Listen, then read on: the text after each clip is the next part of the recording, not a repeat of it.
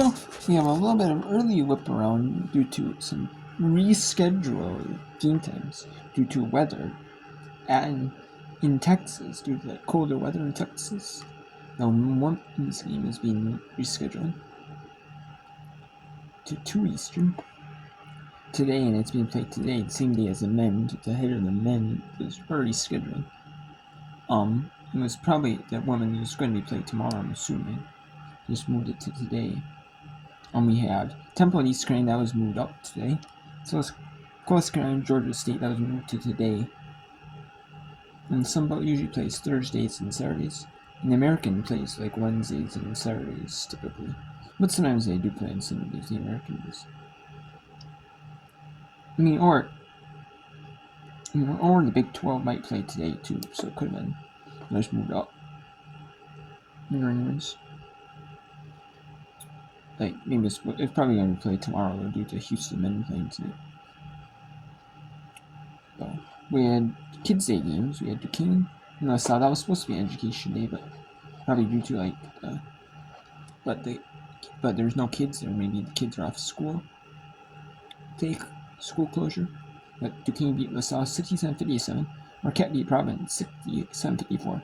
Holy Cross Army, there was kids at that game. School was in session for them in West Point area.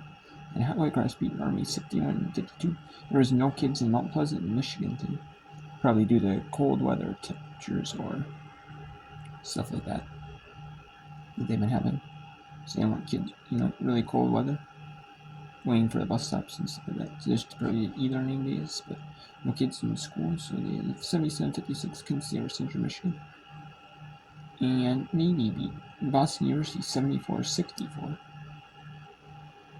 in that one. And we have Temple 52-34, 8-28 in the fourth.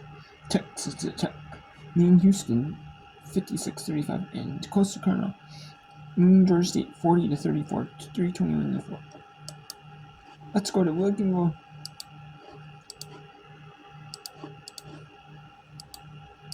So we'll go to Texas Tech at Houston. Actually, no, they're going to shoot some foul shots. Let's go to Coastal Carolina at Georgia State here. Only 2.5 minutes to go in this first half here. Oh, and let's talk about the whip around for later. So we have some games that are whipping around later tonight. Pause a little bit of San Jose State, San Diego State, Union, Fresno State, Kansas, Utah, and Iowa, Washington. I'll be whipping around on that. Maybe the ending of West Virginia, Arizona State. Let's see. We'll get you in here.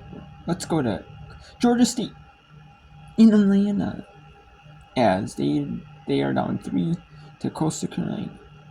13-4 Coastal Carolina, 4-3 in the Sun Belt Conference play. But Georgia State is 8-10, 2-5 in the Sun Belt Conference games.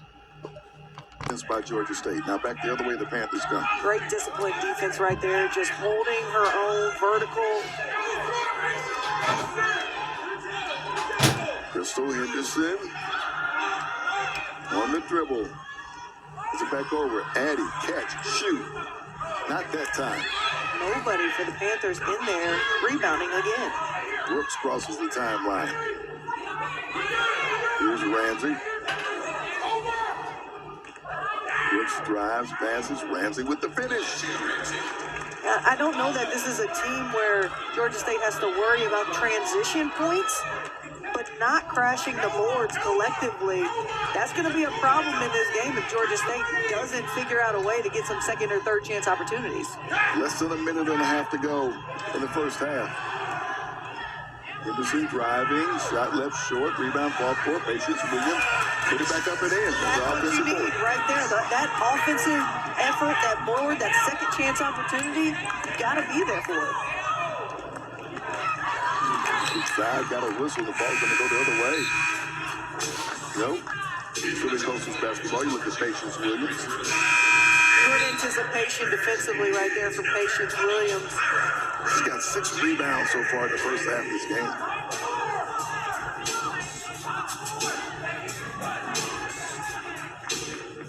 She's going to take a breather right now. She's put in the work out there. 1:08 to go until halftime.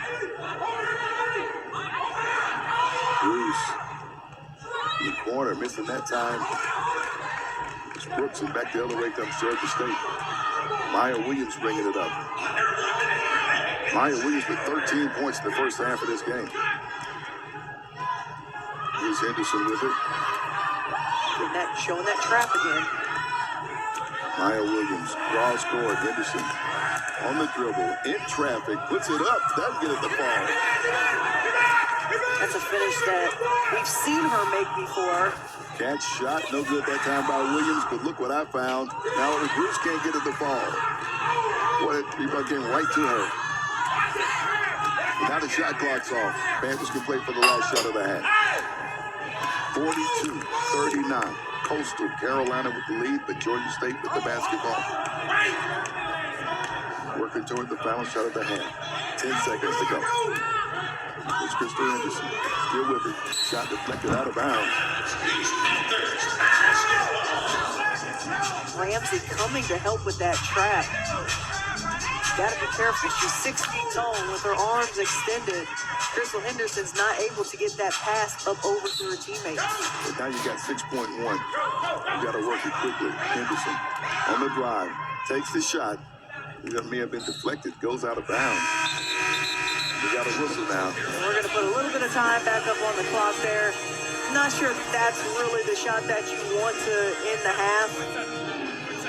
Crystal Henderson is so good getting to the basket and those trick little shots that she flips up. Not sure the three-point fadeaway to the left is what you wanted. You got to go to Abusui just come in and they're just going to, you got 0.7. You got to catch it and see if you can bring it up there. You can't get a shot off, and that is how the half is going to end. We'll play a half of basketball, and we have seen the threes just flying from both teams. They head for the locker room. Coastal Carolina with the lead at 42-39. Yeah, you watch the Sun Belt Conference basketball here on ESPN. And yeah, 42-39. Coastal Carolina leads at the half over Georgia State. We have here, you're shaping up to be kind of a rout here. Starting to be a rout here in the second half. Texas Tech has been down in Houston here. And Temple. And East Carolina. We'll go Texas Tech at Houston when this has less time. And this one's not quite decided. Houston could be really. They have to be really solid though, like near perfect though to get this one. 22-point win, lead on nothing but. Long rebound for Allie Blacklock. We only have 3 games and Coastal Carolina Jersey State's in the half. So that's why I showed that one first. But then we'll go to this. Then we'll go to Temple, East Carolina. Actually, that has one more time left. And potentially another media time. The 5 minutes. Leah Love fouls out. 11 points, 7 rebounds in 34 minutes for Leah Love. Kyla Freelon, more of a starter last season, has been more of a reserve this season. 15 minutes per game, but just what Coach Ehrlich and her staff wanted from the Denver native Kyla Freelon today.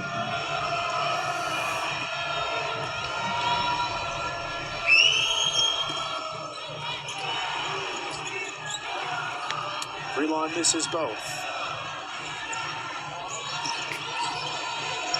3 minutes remaining here in Fertitta Center.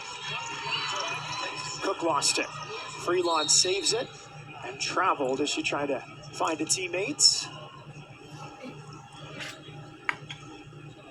At this point in the game, you're down by 22, but you're still playing for pride, and so you want to see these players for Houston. Layla Blair, she's still being aggressive and trying to push the ball up the floor, and just how you finish the game can give you a little bit more of a confidence boost after this one. And so you just want to play for pride at this point, try to finish this one strong in the final couple minutes, and help you feel a little bit better about this loss.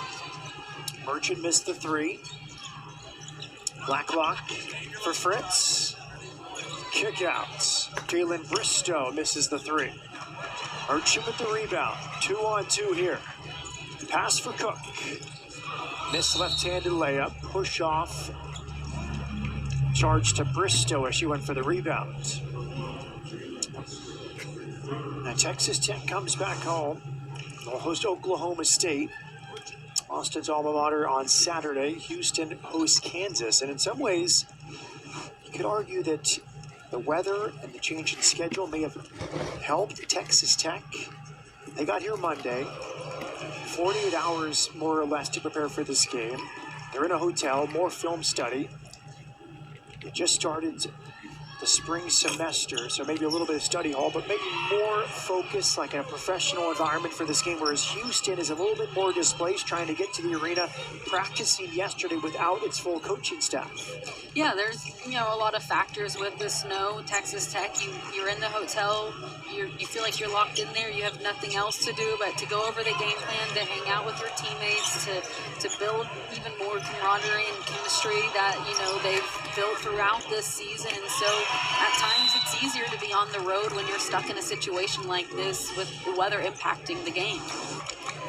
Nice finish here from Danae Fritz, as Coach Gerlich uses a timeout to get some players in the game, including Kelly Moore, the sophomore from Lubbock, who will enter this game. But no doubt she's under a bit of pressure. Fifth year. 5-game losing streak at the start of conference season is not fun for any program. And she said, being the coach of my alma mater is...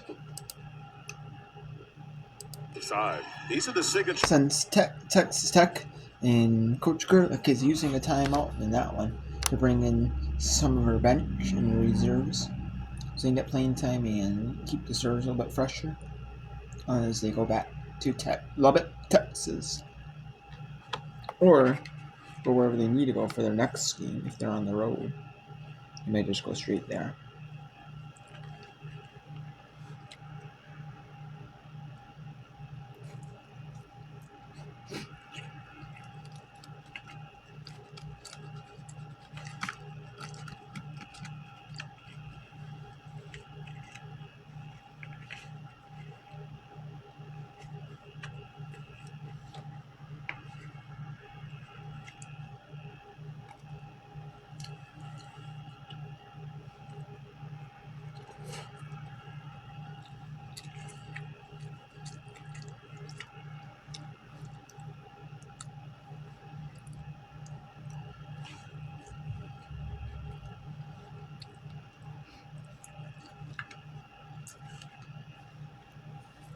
Guarantee who's going to bring home the title. It's every year. It's a competitive turn.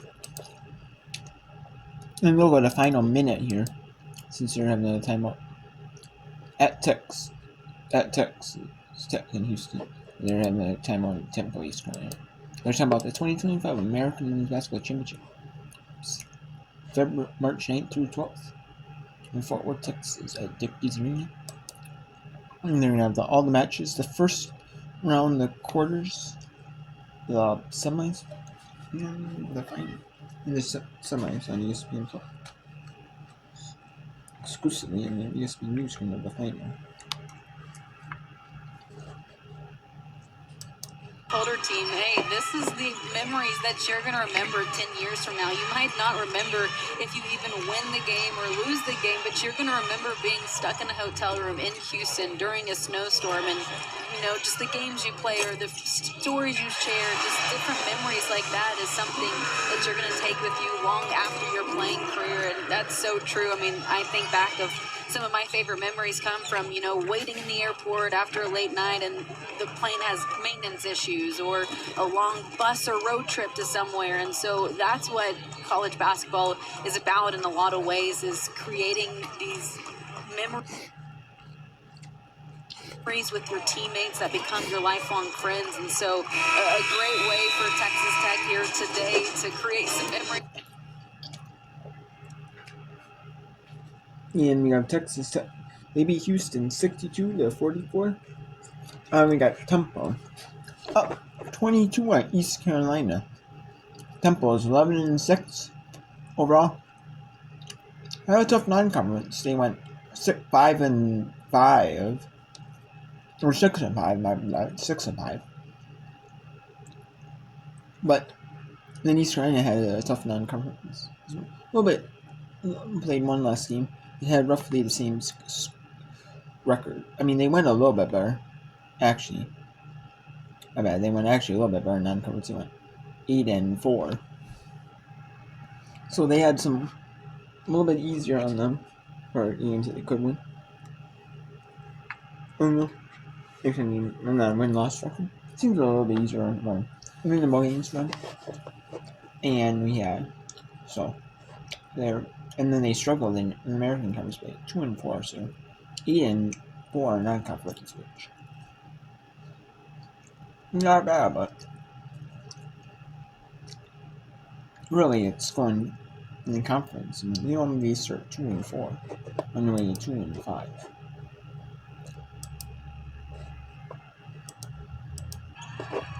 There's another steal. Ware in transition. Really good second half minutes for Tamia Ware. She's come through. 10 points now in the game. Only 12 minutes. She's earning herself playing time. This pressure is relentless from a Kim McNeil coach team. It may not be enough, but that has been fun to watch Temple handle that pressure and really thrive in it in the second half. East back cut. Traveled though. 21 turnovers forced from East Carolina against Temple. And that pressure has been there all game long. Kim McNeil's got the crowd the way her defense has fought. That's a dangerous inbound for Joyner. 45 combined turnovers. It's been hard to find points on this snowy afternoon in Greenville. Jayla Herp on the switch. Remember, the Pirates are 1 of 7 from deep, make it 2. Hold on a second, 15-point game. More pressure, Miller strips. Jump ball, possession, ECU. And ECU showing passion. And Ware, 5 for 8, 13 points in the bench.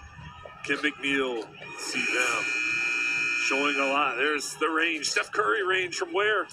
Well beyond the three-point line. Now on the defensive side, Miller and Ware getting after it. Tamia Ware has been a huge spark plug. 13 off this bench. And after the third quarter, where the Pirates couldn't buy a bucket, they found their offense in the fourth. Joyner on the island, 1v4, and draws a foul. More free throws.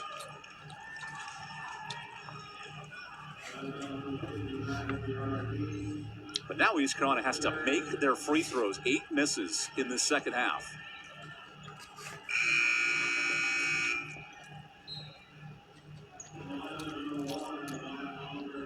Maya Oliver comes back in the game as Jacobs picked up a foul. It's a 7-0 run in the last minute for East Carolina. Oh, they're missing so many opportunities, Jay. And they're there. I mean, knock down these free throws, make a couple of shots. Could be a different deficit right now. 9 missed free throws. Makes it so tricky as this lead is trimmed to 14.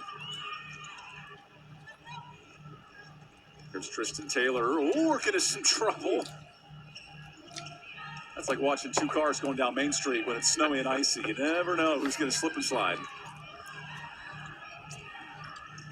Turner now keeps her composure. Temple looks to move to 6-1 in the American. That'd be their best start under Diane Richardson. And an illegal screen on Oliver. Yeah, Ware got hit. Got a blind side. A good call again. Another turnover for the Pirates. Time becomes the enemy of the Pirates here. Down 14. Ware 1v1. Backs in. Good block. but a foul on the shot. So free throws for Timmy Ware. But show positive steps. You get the trap or the foul on Temple, and then ECU quickly gets the ball up the court. Ware just bullies her way into the free throw line. Ware a new season best, and this is all in the second half. Remember, the Pirates had a 13-minute of game time scoring drought, and yet still some work to do, but down 13.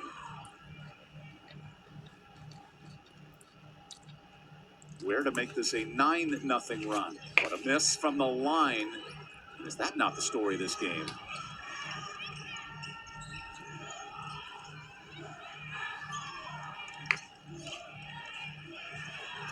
Final 2 minutes here in Greenville. Can Temple handle this pressure late? Tierra East. She's been a star, 13. East gets the switch. Good defense and a better bucket.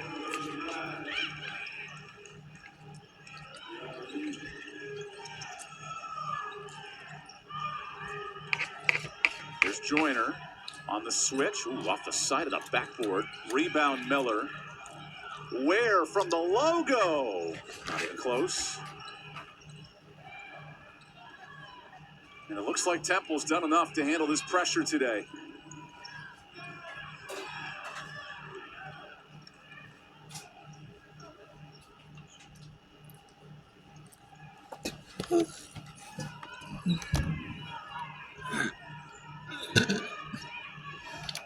Miller, good hands.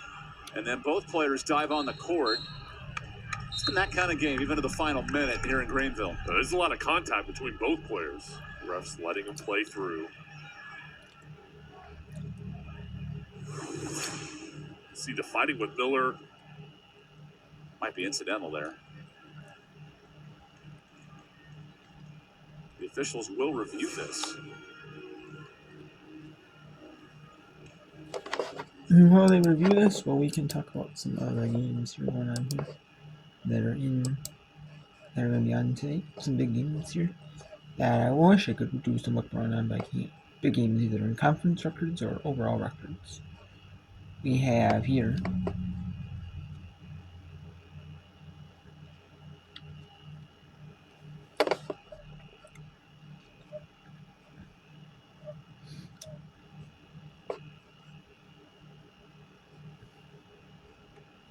Lehigh looking to stay atop of the peak sheet. 6-1. Navy lost to Holy Cross.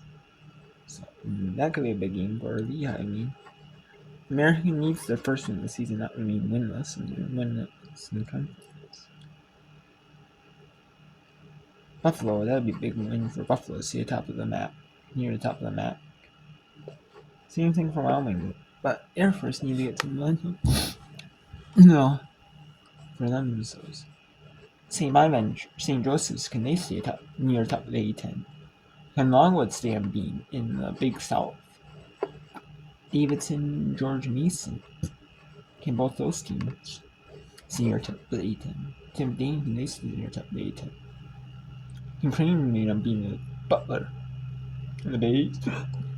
Can Purdue Fort Wayne remain unbeaten at Detroit Mercy? Can Oklahoma State prove that they remain back in the top 25 with a win over TCU? Can UTSA remain unbeaten in the American? Can BYU and Utah and Iowa State, can both those teams gain some good momentum? I mean, Iowa State's near the bubble, like on that. I mean, kind of on the Big 12 in the NCAA tournament, but they're kind of like on that bubble, kind of near the bubble. BYU, they need some more work too. They're probably in the WBIT right now, I would say. But they need some work though to stay in it. They're in the WBIT, WNIT bubble. But they need some work to stay in the WBIT. Cincinnati, Arizona, they need some. It'll be a good momentum getter game for either one, win or that one. South Dakota State, can they remain top? The Summit after North Dakota State lost to Kansas City.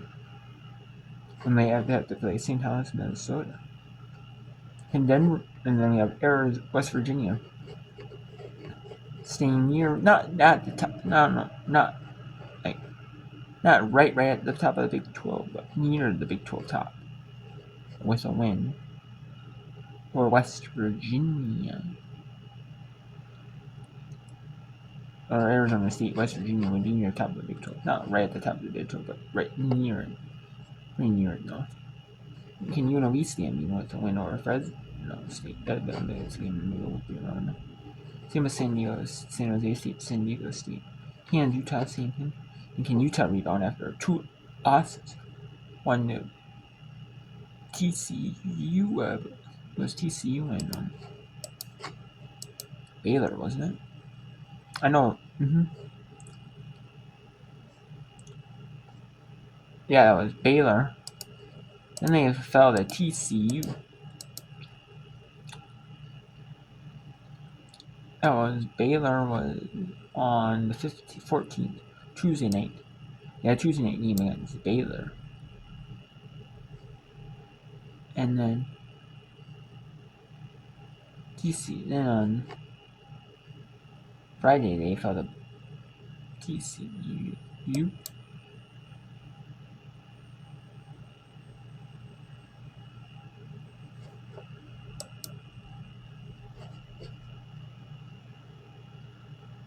And then Iowa and Washington. I mean, both teams are probably in the NCAA tournament, but they're on the edge of the tournament, though. Especially Iowa is. Probably Washington is too. So, be big mountain for them.